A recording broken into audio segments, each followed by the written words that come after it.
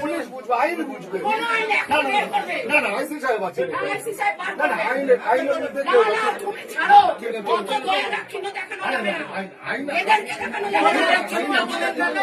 আইন আছে।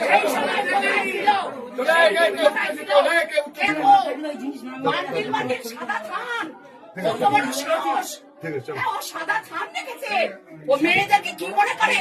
সাদা থান কাকে পড়াবে?